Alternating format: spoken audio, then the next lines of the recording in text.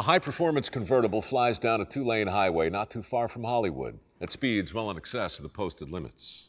In hot pursuit, a Ford station wagon pulling an empty trailer driven by a stuntman looking to make a name for himself. The scene could not have been simpler. No special effects, no CGI, just a good old-fashioned Hollywood car chase. On his deathbed, 31 years later, Bill Hickman recalled that chase in vivid detail. In his mind's eye, he could still see the convertible rounding the corner and disappearing from view. He could still feel the frustration at not being able to catch up. Had he been directing the scene, that's the moment he would have yelled, "Cut!" The two cars should have been much closer together, but a Ford station wagon is no match for a Porsche Spyder, and despite all his skill behind the wheel, Bill Hickman just couldn't keep pace. Maybe, had he been driving his legendary Dodge Charger, the muscle car he drove in Bullitt, things would have ended differently. Bill couldn't help but smile at the recollection. Now that was a car chase. As the stunt coordinator on Bullitt, Bill was asked to create the most realistic car chase ever filmed. And so he did. With Steve McQueen in hot pursuit, driving a Ford Mustang 390, the two men turned the hills of San Francisco into their own personal racetrack, complete with hairpin turns and asphalt launching pads. The muscle cars literally flew through the air. Hubcaps exploded from their wheels and rolled crazily down the streets, and the fiery explosion at the end, when Bill's car crashes into the gas pumps at the filling station, that set a new standard on the big screen for vehicular verisimilitude. It was the mistakes, though, not just the stunts, that brought a new sense of realism to every Hickman sequence. In one shot, Bill sideswipes a parked car with a camera affixed to it, knocking it sideways. Normally, footage like that would wind up on the cutting room floor, but Bill argued that the mistake made the chase feel more real, and the director agreed. So the shot stayed in, and Bullitt went on to win an Oscar. After that, every director in Hollywood wanted a car chase with the Hickman touch. More reality, more danger, more authenticity.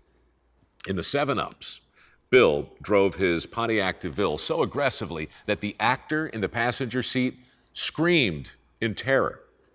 That was not in the script, but the director kept it in because it was real. During the French Connection, the door of a parked car opens seconds before Bill speeds by at 60 miles an hour and rips it off its hinges. It too looks shockingly real, because it was. So too was the severed door that went spiraling through the air like a giant ninja star, nearly decapitating the camera crew and sending passers-by diving for cover. In that same sequence, Bill Hickman, doubling for Gene Hackman, chases down a bad guy who commandeers the L train in Brooklyn. The stunt takes place 50 feet below the speeding train as Hickman's 1971 Pontiac Le Mans tries to keep pace on a busy New York street. It was a difficult scene to shoot, and after the first take, the director was disappointed. William Friedkin, the man who would go on to direct The Exorcist, told Bill he wanted a car chase that would literally scare the hell out of the audience. Something unforgettable and real. "You want unforgettable and real?" he said. "Meet me tomorrow morning at the corner of 86th and Stillwell. And bring your camera, if you have the balls for it. I'll show you something real." The next morning, William Friedkin strapped himself and his camera into the back seat of Bill's Le Mans and captured the most harrowing footage to ever make it onto the big screen. Why? Because Bill Hickman exceeds speeds of 90 miles an hour in actual New York City traffic. No special effects, no CGI, and no permit. The result? 6 Oscars for The French Connection, and a performance that William Friedkin called, quote, "the scariest thing I have ever seen." It occurred to Bill that his entire life had been one long car chase. And now, as he lay dying, He thought about how far Hollywood had come from those early scenes where actors sat behind fake windshields and fake steering wheels and pretended to drive as fake footage rolled by unconvincingly in the rear window. He also thought about how lucky he'd been over the years. After a lifetime of pushing the envelope and taking foolish chances, it was a miracle no one had ever been hurt in any of his scenes. Unless, of course, you count that very first chase, back in 1955, when he was a young stuntman in a station wagon, trying to keep up with that damn Porsche on that highway not too far from Hollywood. In his mind's eye, he could still see the convertible rounding the corner and disappearing from view. He could still feel the frustration at not being able to catch up. And he could still recall what awaited him when he finally did. Something unforgettable and real. Slumped behind the wheel of the mangled sports car was the young driver who should have been sitting in the station wagon next to Bill. The driver who should have listened to the cop who ticketed them both 2 hours earlier and told them to slow the hell down. The driver whose Porsche should have been secured in the empty trailer behind Bill's station wagon as they made their way to the Salinas racetrack.